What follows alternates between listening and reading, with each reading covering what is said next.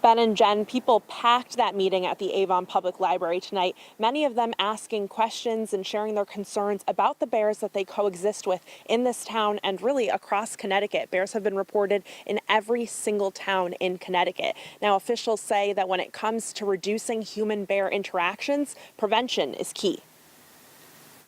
I'm pulling out of my parking spot yesterday, and there's a big, huge black bear going through the dumpster and eating all the food and having a great time. Bear sightings like the one Ron Cataldi had this week are not at all uncommon in Avon. Avon's a town that has a lot of people, but it also has a lot of bear habitat, so it's kind of prime for conflicts. One of the most recent and alarming conflicts happened back in April. You know, we did have someone who was bit a few weeks ago, 74 years old, walking her dog, minding her own business. That's very concerning. It's one of the reasons residents attended a bear-aware information session Thursday evening to learn more about how to keep them and humans safe. We're concerned about the wildlife and how to protect the bears and how to respect them. According to the Department of Energy and Environmental Protection, Connecticut's bear population is growing much faster than it was a decade ago.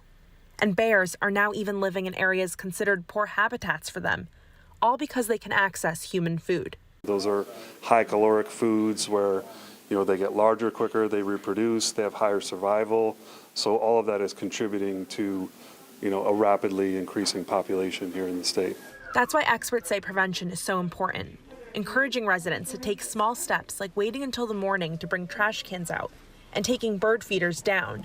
Residents say they've also been taking their own precautions. So I have an app on my phone, which is a bear horn, and two of my neighbors who go into the trail regularly now have bear spray. Black bears are native to Connecticut, so the ultimate goal is to be able to coexist with them peacefully in a home they share. Living with the bears is not always easy, but we have to find a way to do that.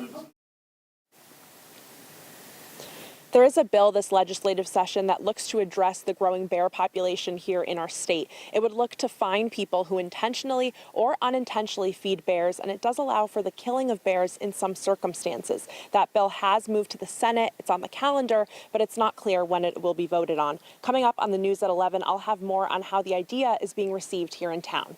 Live in Avon, Gabby Molina, Fox 61, Connecticut's news station.